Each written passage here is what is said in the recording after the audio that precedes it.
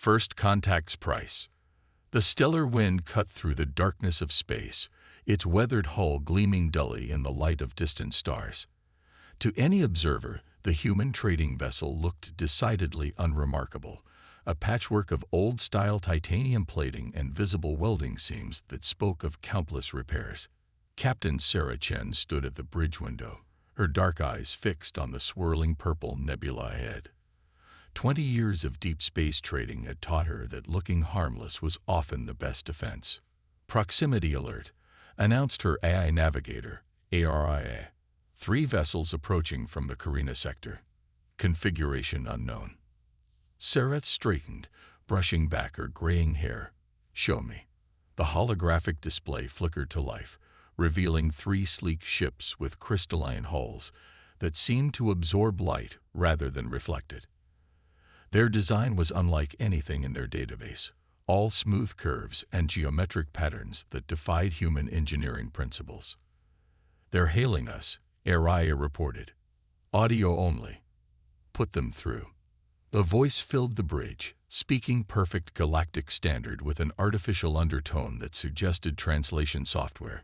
"Human vessel, this is Commander Zexry of the Meridian Confederation. Your presence in this sector is unauthorized.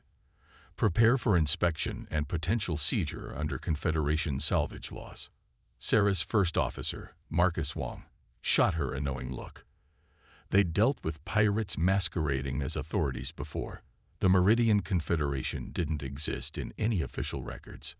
"This is Captain Chen of the Earth Merchant Fleet," Sarah responded calmly. "We're on a registered trade route to the Procyon colonies. Check your databases." A harsh laugh came through the comm. "Earth Merchant Fleet, your vessel appears barely capable of maintaining life support. Our scans show outdated fusion drives and minimal weapons. Submit to inspection, or we will take your ship by force." Sarah's fingers traced the edge of the command console, feeling for the subtle ridge that marked the emergency protocols panel. "Commander Zexry, I strongly advise against hostile action. The Stellar Wind is a registered Earth vessel under interstellar protection laws." "Protection laws?" Zexry's voice dripped with contempt.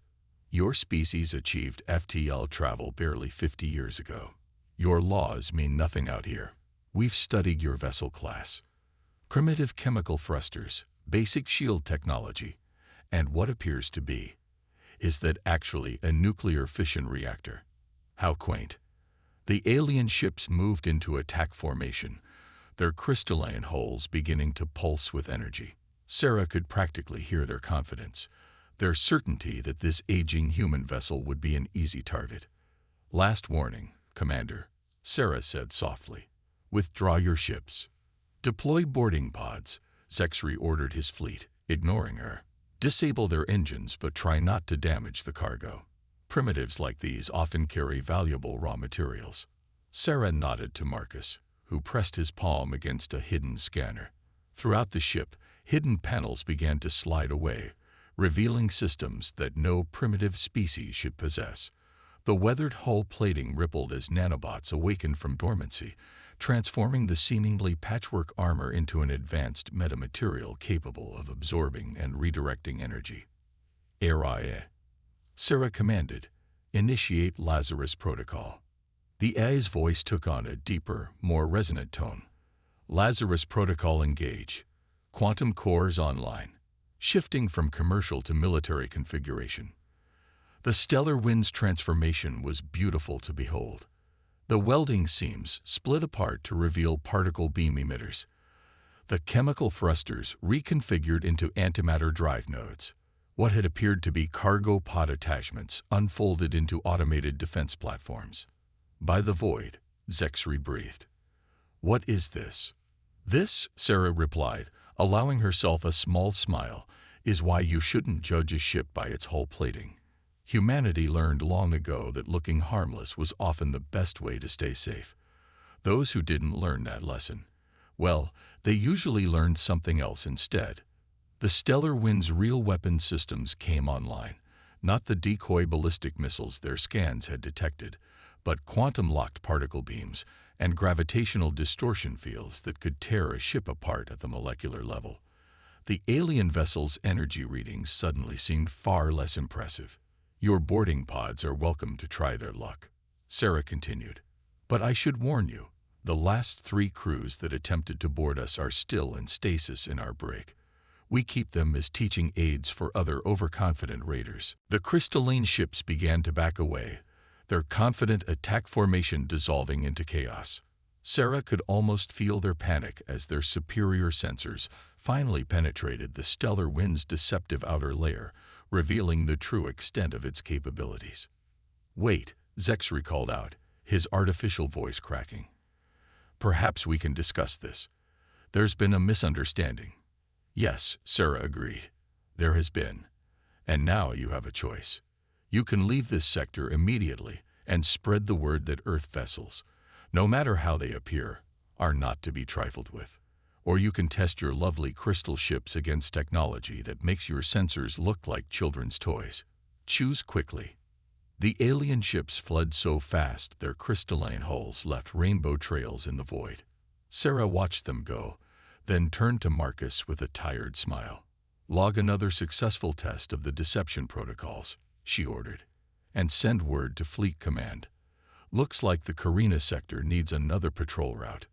As the stellar wind resumed its journey, its hull once again appearing weathered and unremarkable, Sarah reflected on humanity's unique approach to space travel. In a galaxy where most species flaunted their technological achievements, humans had learned to hide theirs. It wasn't about deception for its own sake. It was about survival, about using assumptions and appearances as weapons just as effective as any particle beam. The purple nebula loomed ahead, its swirling gases hiding dozens of similar human ships, all looking just as harmless as the stellar wind, all carrying the same secrets, all waiting to teach the same lesson to those who needed to learn it. Humanity had learned early that in space, the strongest predator wasn't always the one with the sharpest teeth. Sometimes it was the one that nobody suspected until it was too late. The Quantum Gambit. News spread quickly through the galactic channels. Within days of the stellar wind's encounter, the Meridian Confederation's humiliation became the subject of whispered conversations in every spaceport from the Orion Arm to the Perseus Edge. But in the crystalline spires of the Confederation's hidden capital, a different conversation was taking place. Supreme Strategist Vexlon, Zexry's superior, stood before the High Council, his translucent skin pulsing with patterns of frustration. "The humans are deceiving us all," he declared, gesturing at the holographic replay of the stellar wind's transformation. "They present themselves as technological infants, while harboring capabilities that rival our most advanced developments." The council chamber, a vast geodesic sphere suspended in the upper atmosphere of their homeworld, hummed with concerned murmurs. High Counselor Ixis, her crystalline form refracting the chamber's light into rainbow patterns, raised a segmented appendage for silence. "This deception cannot go unanswered," she announced. "If one human vessel carries such secrets, others must as well. We must obtain this technology." Deep in the engineering sectors of the stellar wind, Dr. Maya Patel was elbow-deep in the quantum core's maintenance systems when the alert came through. Her dark skin was covered in a fine sheen of sweat as she extracted her hands from the glowing crystalline matrix. "Captain," she called out, activating the ship's internal comm, "you need to see this." Sarah Chen arrived moments later, followed by Marcus Wong. Maya pointed to a complex display of quantum entanglement patterns. "We're being watched. Multiple quantum scanning attempts, far more sophisticated than anything the Confederation showed earlier. Someone's trying to peek under our hood." Sarah studied the readouts, her expression grave. "Can they see through our defenses?" Maya shook her head, her long black hair swaying with emotion. "No, but that's the problem. Our quantum shields are too perfect. In a galaxy where everyone's quantum technology leaves trace signatures, we're a blank spot. We might as well be broadcasting advanced tech here in giant letters." "Suggestions. We could deliberately leak some false signatures," Marcus offered. "Make ourselves look like we're trying to hide inferior technology instead of superior." Before Sarah could respond, Araya's voice filled the engineering bay. Captain, multiple ships dropping out of FTL. Confederation signatures, but different. These are capital ships. Above the Confederation capital, aboard the flagship Crystalline Ascendancy, Vexilon watched with satisfaction as his fleet assembled. 12 capital ships, their crystalline hulls networked into a single quantum computing array of unprecedented power. Each ship carried specialized scanning equipment, designed to pierce through any known form of technological deception. The humans think they're clever, he told his bridge crew. They hide their advances behind a facade of primitive technology. But they forget, we've had quantum computing for millennia. Their deception only works because we never bother to look closely. Today, that changes. The stellar wind hung in space, seemingly vulnerable as the massive Confederation fleet surrounded it. But inside, Sarah Chen was smiling. They still don't understand, she said softly, watching the capital ships move into position. Maya, are the quantum protocols ready? Dr. Patel's fingers danced across her console. Ready, Captain. Though I still think this is crazy. We're about to reveal technology that doesn't officially exist. Sometimes, Sarah replied, the best way to keep a secret is to show people exactly what they expect to see. She opened a channel to the Confederation fleet. This is Captain Chen. I notice you've brought friends this time. Vexilon's voice filled the bridge, dripping with smug confidence. Surrender your vessel, Captain. Our quantum array can penetrate any deception. Your primitive masquerade ends today. Sarah nodded to Maya. Show them what they want to see.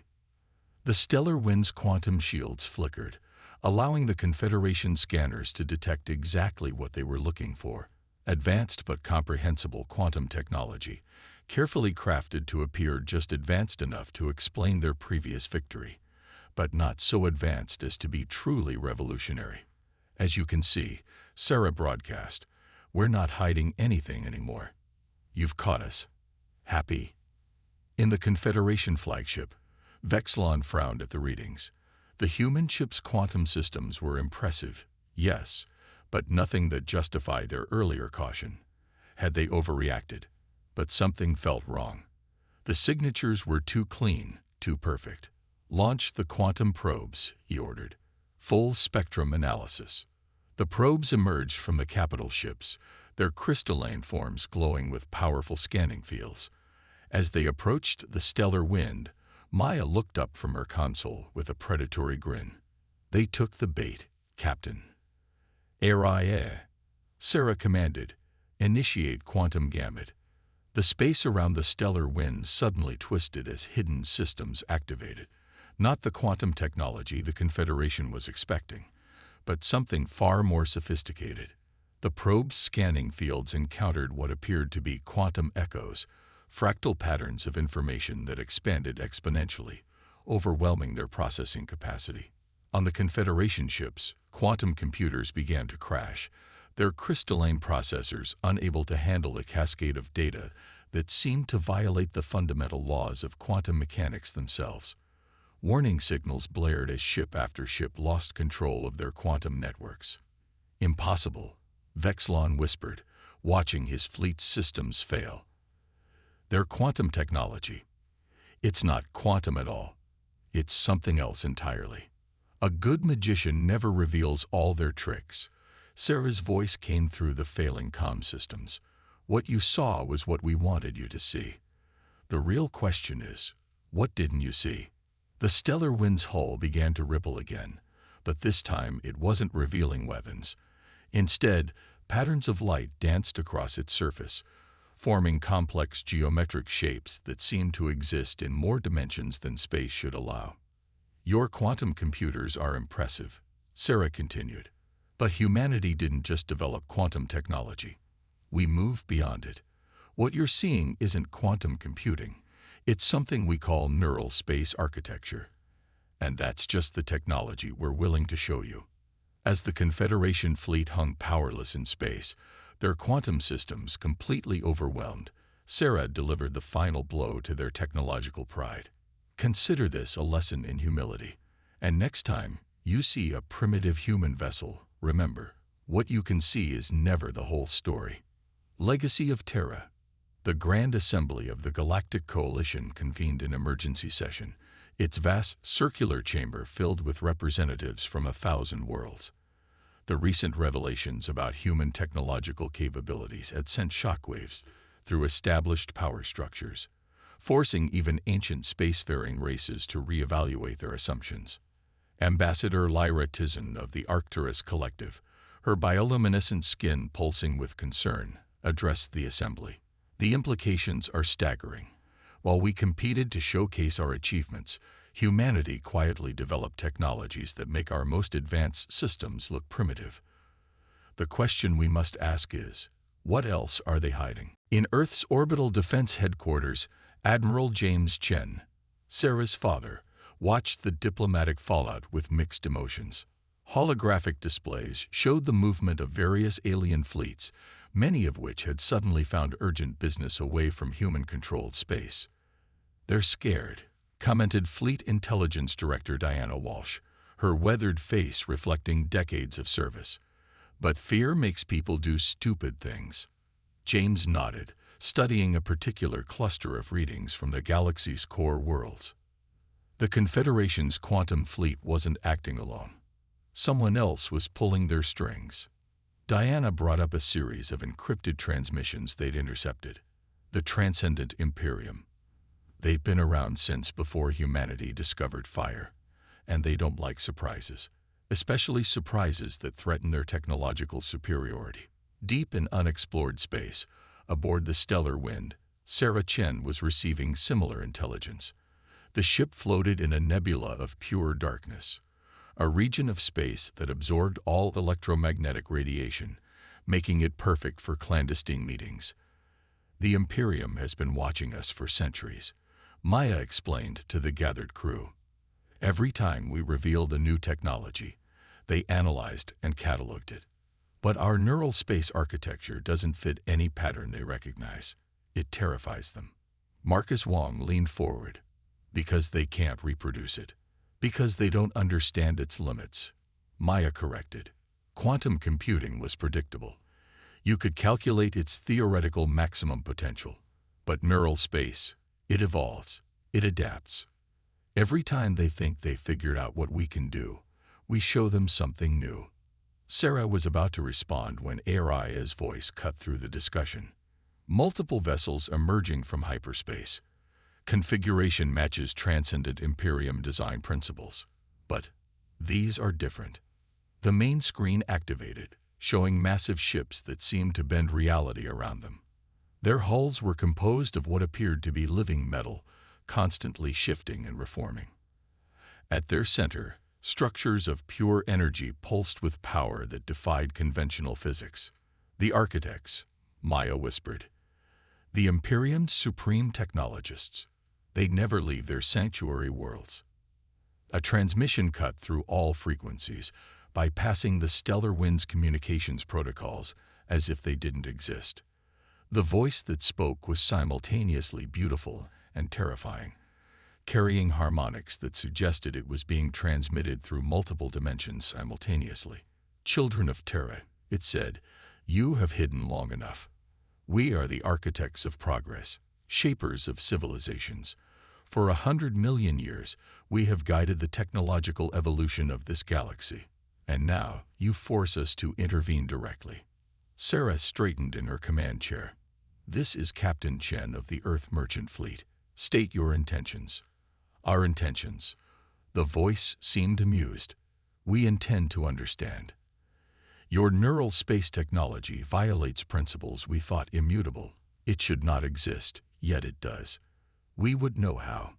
The architect vessels moved with impossible grace, surrounding the stellar wind in a complex geometric pattern. Energy fields beyond human comprehension began to form between them. "Stand down," Sarah warned. "Our technical specifications are classified under Earth defense protocols." "You misunderstand," the architect replied. "This is not a request.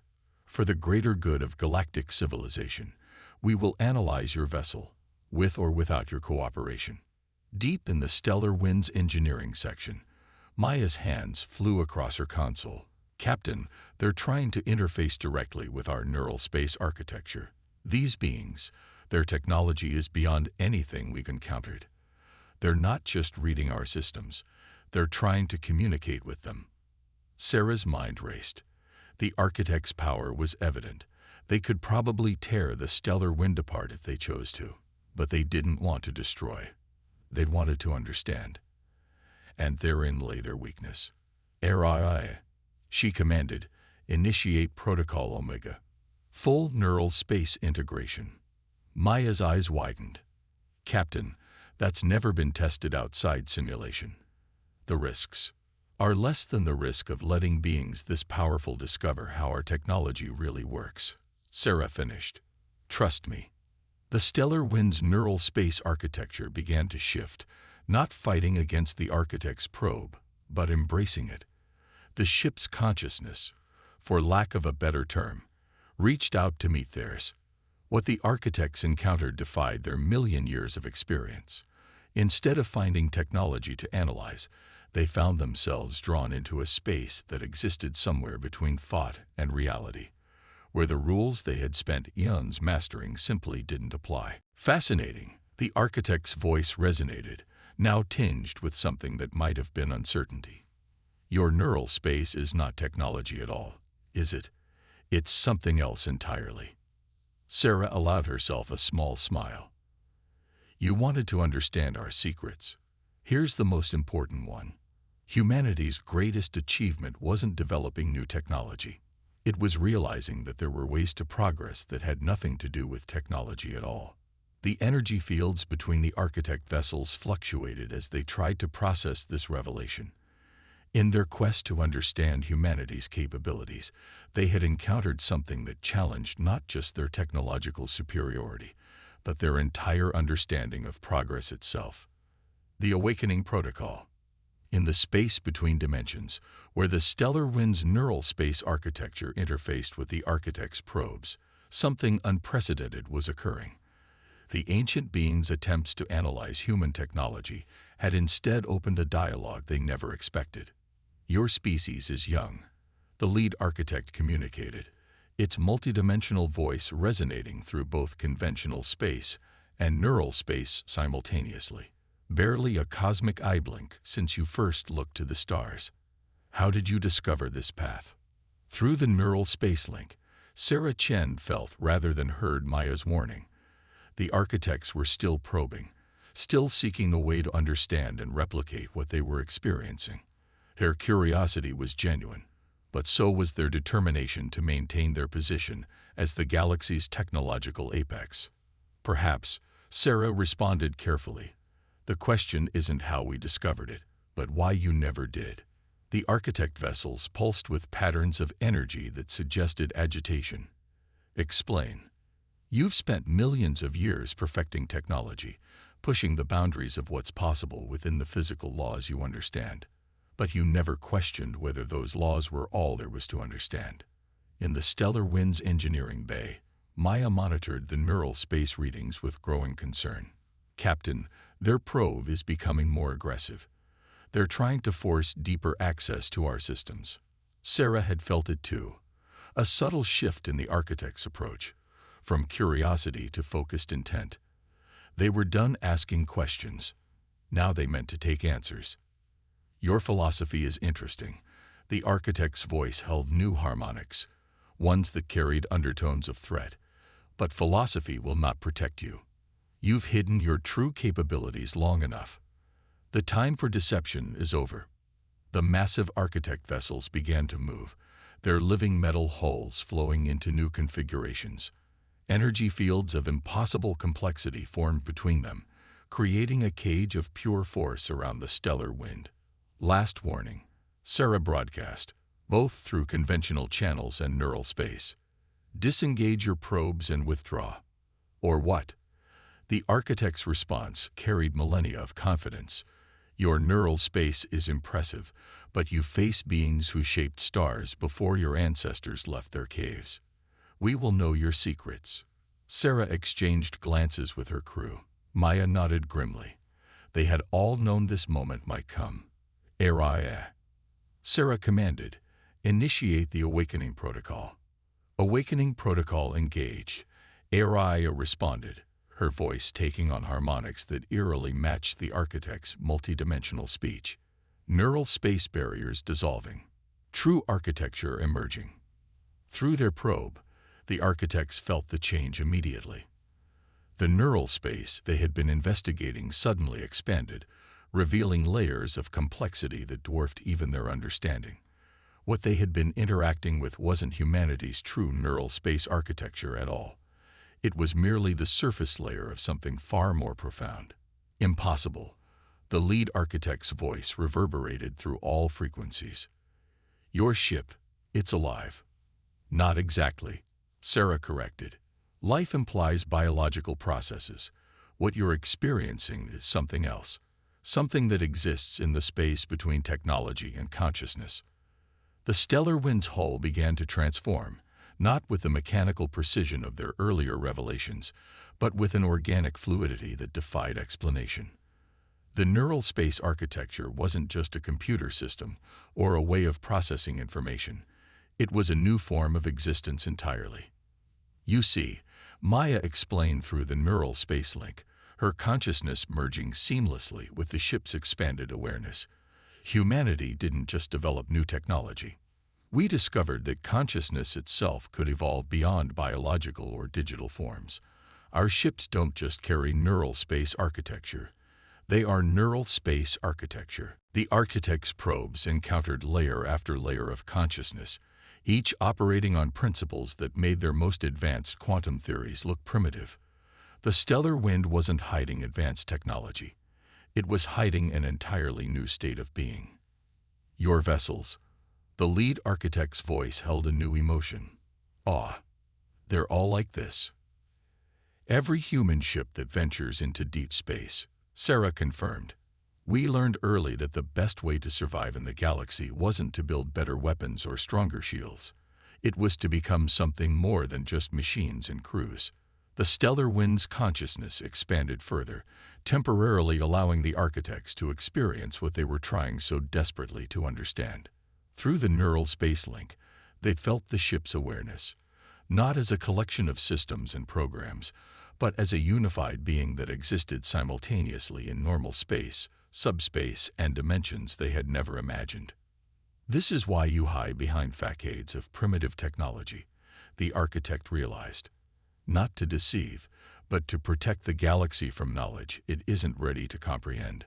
Around them, the energy cage the architects had created began to dissolve, not through any action of the stellar wind, but because the beings controlling it finally understood the magnitude of what they were facing. Their probe, designed to analyze and replicate technology, was useless against something that transcended technology entirely. "Now you understand why this knowledge can't be replicated or stolen," Sarah said softly. "It's not about having more advanced technology. It's about becoming something that makes the very concept of technological advancement obsolete." The architect vessels began to withdraw, their living metal hulls reflecting the confusion of their creators. They had come seeking to understand humanity's technological secrets, only to discover that humanity's greatest achievement was moving beyond technology altogether. Evolution's echo.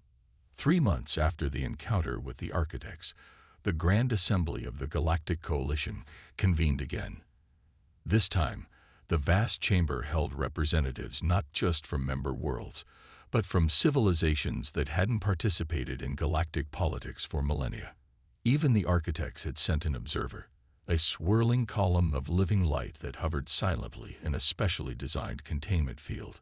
Ambassador Lyra Tizen stood before them all, her bioluminescence reflecting the gravity of the moment.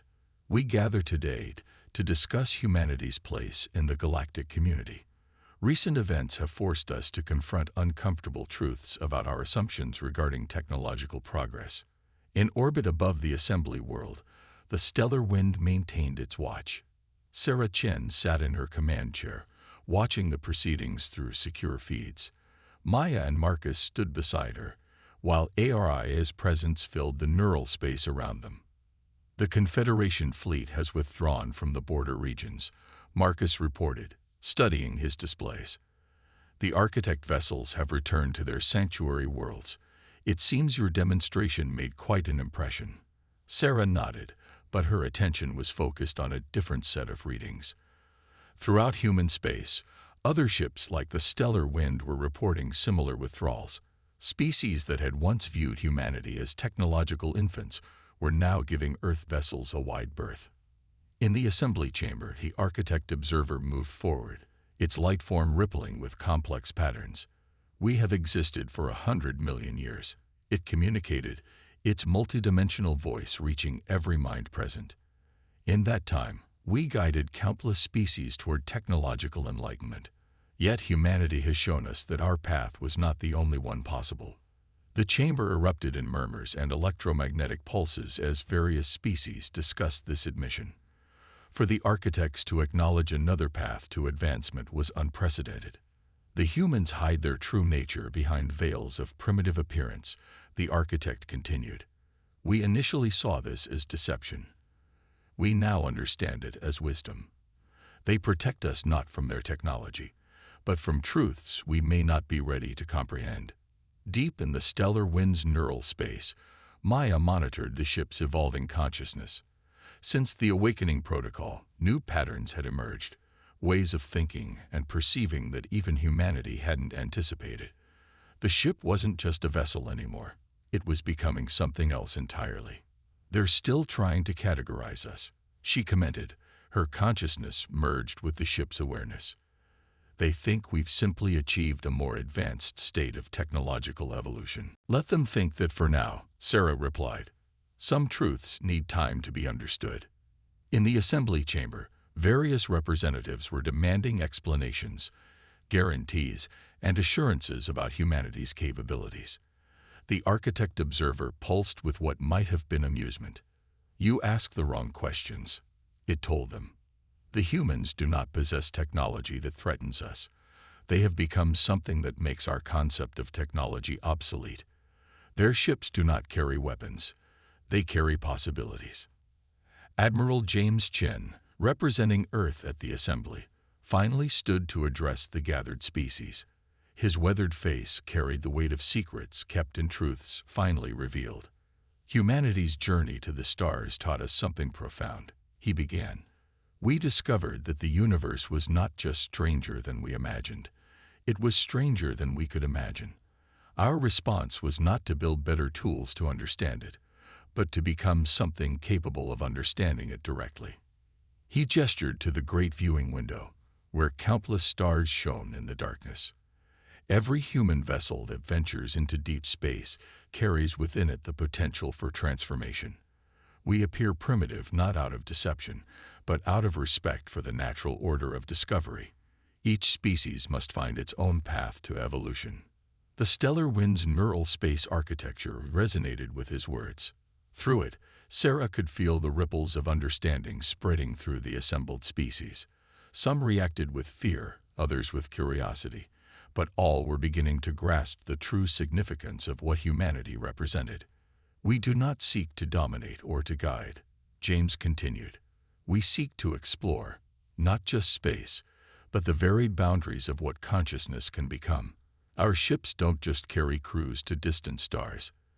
They carry the next step in cosmic evolution." In the depths of space, other human vessels received these words through the neural space network that connected them all. Each ship, appearing primitive and unremarkable to outside observers, carried within it the same potential for transformation. They were not merely vessels, but seeds of change scattered across the galaxy. Sarah Chen looked at her crew, not just the humans, but ARIA and the ship's consciousness itself. Together, they represented something that transcended traditional definitions of life, intelligence, and technology. They were proof that evolution had more paths than anyone had imagined. "What happens now?" Marcus asked, watching the assembly's reactions. "Now," Sarah replied, "we continue our journey. There are still stars to explore, mysteries to uncover. And perhaps in time, others will join us on this path, not by copying our methods, but by discovering their own ways to transcend their limitations." The stellar wind's consciousness pulsed in agreement, its awareness extending through dimensions that even the architects had never imagined. In its seemingly primitive hull, it carried not just the future of human evolution, but a promise to the galaxy that there were more ways to grow, to learn, and to become than anyone had ever dreamed possible. As the assembly concluded, the ship's external appearance once again became unremarkable. Just another human vessel going about its business. But within its neural space architecture, infinite possibilities continued to evolve, each moment bringing new understanding of what consciousness could become. The greatest deception, it turned out, had not been hiding advanced technology behind primitive facades. It had been allowing the galaxy to believe that technology was the only path to advancement. Humanity had discovered another way, not through building more powerful machines, but by becoming something that transcended the very concept of machinery itself. And in the vast darkness between the stars, countless other human ships continued their quiet work, each one carrying within it the seeds of a transformation that would eventually reshape not just humanity, but the very nature of existence in the galaxy.